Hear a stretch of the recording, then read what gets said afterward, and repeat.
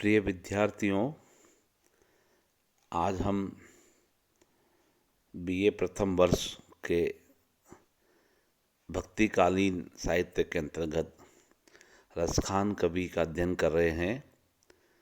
पिछले अध्याय में हमने रसखान के 3 पद पढ़े थे।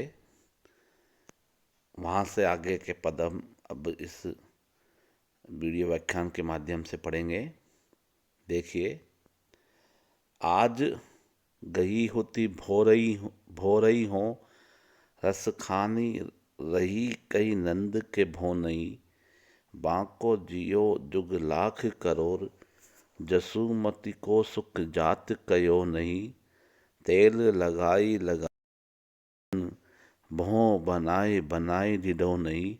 डाली हमेलन निहार निहारत, भारत ज्यों चुचकारत छो नहीं। एक गोपी यहाँ पर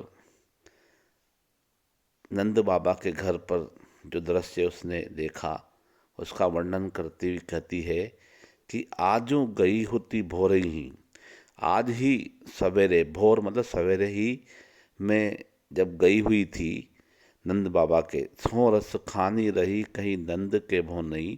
रसखान कवि कह रहे हैं कि गोपी कहती है कि आज मैं सवेरे ही जब नंद बाबा के भवन पर गई तो मैं देखती हूँ वहाँ पर कि बांको जियो जुग लाख करोड़, के उनका जो कृष्ण कन्हैया है वो लाखों करोड़ों युग तक जीवित रहे, और जो जसोदा माता का जो सुख है वो रसना से कहा नहीं जा सकता।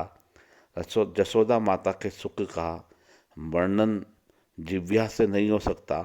उनका जो कृष्ण है वो लाखों करोड़ों साल तक जीवित रहे। तेल लगाई लगाए के अंजन, बोह बनाई बनाई डिडो नहीं।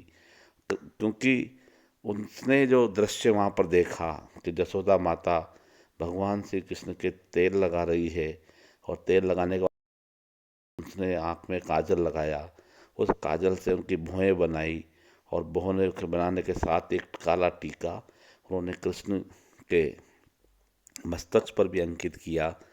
और इसी क्रम में डाली हमेलन हार निहारत, भारत ज्यों चुचकारहि छोन थी। और उसके बाद मोतियों की माला का हार उसके गले में डाल करके उसको इस प्रकार से देखा जिस प्रकार से हथनी अपने बच्चे को देखती है। आगे के पद में लोक की लाज तजी तब ही, जब देखो सखी ब्रज चंद सलोनो। खंजन मीन सरोजन की छवि, गंजन नैन दला दिन हो नो। रसखाने निहारी सकुंज समार के, को तिये है वो रूप सुठोनो। बहो कमान सो जोहन को सब, बेदती प्राणनि नंद को छोनो। आगे उसी क्रम में वे कृष्ण के दर्शन को इस प्रकार से वर्णित करते हुए कहती है कि लोक की लाज तजी तब ही, जब देखियो सखी ब्रज चंद सलोनो। गोपी कहती है कि जब से उस ब्रज के चंद्रमा, सलोने से तात्पर्य लावण्य युक्त, सौंदर्य के से युक्त उस ब्रज के चंद्रमा अर्थात भगवान श्री कृष्ण को मैंने देखा है, तभी से मैंने लोक की सारी लज्जा त्याग दी है। उसके रूप का वर्णन करते हुए कहती है वो कि खंजन मीन सरोजन की छवि, खंजन पक्षी की तरह जो है उसकी, खंजन मीन और सरोज की तरह जो है उनकी आँखें हैं। गंजन नैन लला दिन होनो, और उस लला की, कृष्ण भगवान की जो है खंजन पक्षी की तरह, मीन की तरह, सरोज की तरह उसकी आँखों की उपमा इतने सारी चीज़ों से यहाँ पर दी जा रही है। रसखान कवि कहते हैं कि ऐसी कौन सी ब्रज में स्त्री है जो उस सुठन रूप, लावण्य युक्त सुंदर रूप को देख करके अपने आप को संभाल सके। रसखानी निहारी सके जो संभारी के को तिये है वह रूप सुठोनो, कि जो उस रूप सुठोने रूप को देख करके अपने आप को संभाल सके। ऐसी ब्रज में कौन सी स्त्री है क्योंकि भों कमान सो जोहन को सब वेद प्राणनी नंद को छोनो। क्योंकि अपने भों रूपी कमान से वो नंद बाबा का छूना सभी के प्राणों को भेद देता है। अर्थात कृष्ण के उस आकर्षक रूप का वर्णन करते हुए कह रही है कि उसकी आँखों में इस प्रकार का जादू है कि वे आँखों के बाणों से किसी के भी हृदय को भेद सकते हैं, और उसको देखने के बाद सम्मोहित हुए बिना कोई रह नहीं सकता। इसी क्रम में जो है आगे का पद हम पढ़ेंगे।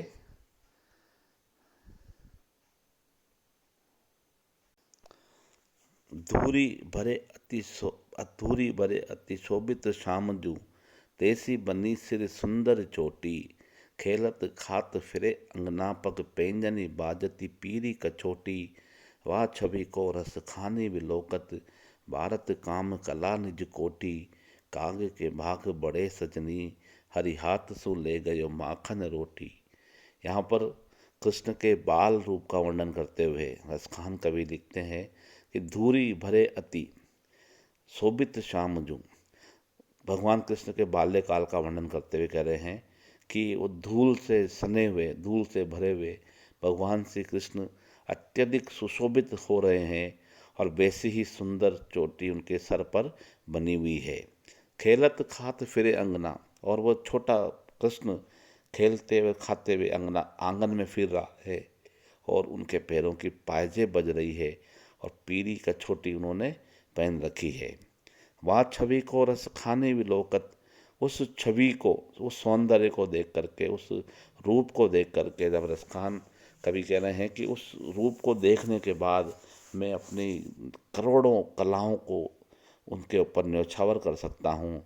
लेकिन यहाँ पर रसखान कहते हैं, गोपी के माध्यम से कहलवाते हैं कि काग के भाग बड़े सजनी, हरि हाथ सु ले गयो माखन रोटी, कि उस कव्वे के भाग्य भी बड़े अच्छे हैं जो भगवान श्री कृष्ण के हाथ से मक्खन भरी रोटी ले गया। अर्थात यहाँ पर गोपी ये कहना चाहती है कि भगवान श्री कृष्ण को स्पर्श का सुख जो उस कव्वे को मिला वह सबको नहीं मिलता है, क्योंकि उसको छूने का जो सुख उस रोटी को ले जाने पर कव्वे को मिला है, वो उसके बड़े भाग्य का, उसके बड़े भाग्य का परिचायक है।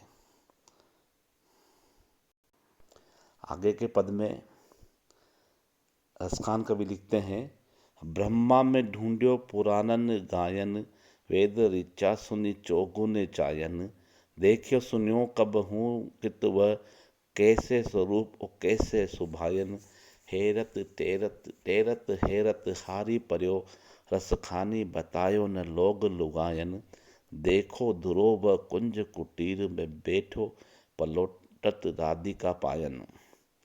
ब्रह्मा में ढूंढ्यो पुराणन गायन, मैंने उस ईश्वर को, अर्थात रसखान कवि लिखते हैं यहाँ पर कि मैंने उस कृष्ण को, उस ब्रह्म को, उस ईश्वर को जब मैंने ढूंढने की कोशिश करी तो मैंने उसको पुराणों में ढूंढा, मैंने वेदों की ऋचाओं का चौगुने चौगुनी रुचि से जो है वेदों की ऋचाओं को सुना। मैंने कभी भी जो है देखो सुनो नहीं कबहू कितु, और कैसे स्वरूप वो कैसे सुभायन, मैंने कभी भी किसी से कहीं पर भी ये देखा और सुना नहीं कि वह किस प्रकार का रूपधारी है और उसका स्वभाव कैसा है। टेरत हारत हारी पड़ियो, टेरत हेरत हारी पड़ियो, रसखानी बतायो न लोग लुगायन। रसखान कवि कहते हैं कि मैं उस भगवान को तैरता हुआ, उसको पुकारता हुआ, उसको ढूंढता हुआ हार गया, लेकिन किसी भी लोग या लुगाई ने, किसी भी स्त्री पुरुष ने मुझे नहीं बताया कि वो कहाँ मिलेगा। लेकिन वो कहते हैं, आगे रसखान लिखते हैं कि देखो दुरोव कुंज कुटीर में, बैठो पलोटत राधिका पायन, और जब मुझे वो मिला तो वो कुंज के कुटीर में छुपा हुआ राधिका के पैरों को पलटता हुआ, राधिका के पैरों को दबाता हुआ मुझे वो ईश्वर मिला वहाँ पर। कि तात्पर्य यहाँ पर यह है कि भगवान भी प्रेम के भूखे हैं, और वे जो बाह्य आडंबर है उनमें नहीं मिलते हैं, लेकिन यहाँ पर राधिका के प्रेम के वशुभूत होकर के वे कुंज के कुटीर में उनके समीप बैठे हुए हैं